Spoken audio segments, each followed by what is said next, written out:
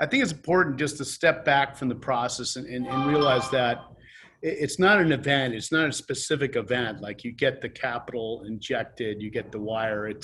It's really a process. And if you look at it for a company's history, their evolution, it's throughout the whole evolution of the company until they get acquired at the end of that process or go bankrupt, right? One of the two outcomes.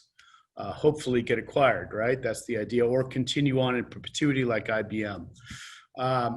So it's a process, and the usual process is seed capital, venture capital, and then you get acquired or go public, right? That's the usual process. A lot of variations on that, which are good. So I think the role for the company's management team in finance, as well as potentially an investment bank, is to generate options for a company's board to consider, right? And if you think about it, it's important to have a few options, hopefully, at the end of the rainbow, not just one, right? Just so you can decide what to do.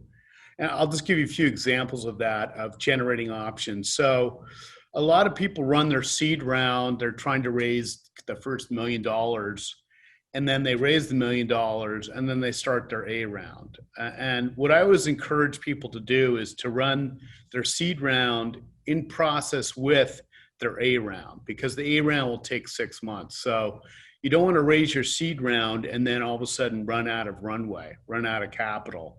You want to, have options. So you try to run your seed round in parallel with your A round. You can keep both rounds open. There's no problem there. Same thing for if you're going for your A round. At that stage, when you're ready for your A round, you want to run the M&A effort in parallel track. Contact strategics to acquire you as well as VCs to fund you.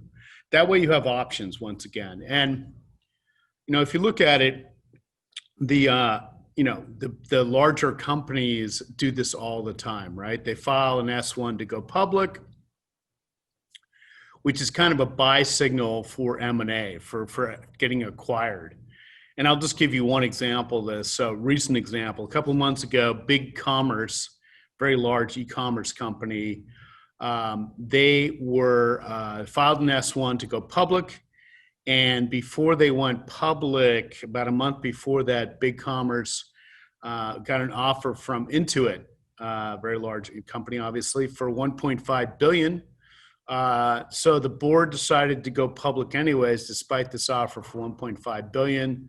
The company's stock tripled, and now they're worth $5 billion. So Intuit offered them $1.5 billion, and they actually went public and now are worth $5 billion. So just one example of parallel track for a large company. They're looking at an acquisition offer and they're looking at an IPO, and they're assessing that, and they decide to go the IPO. Some companies get a sweet enough deal on the M&A side to get acquired as opposed to go public.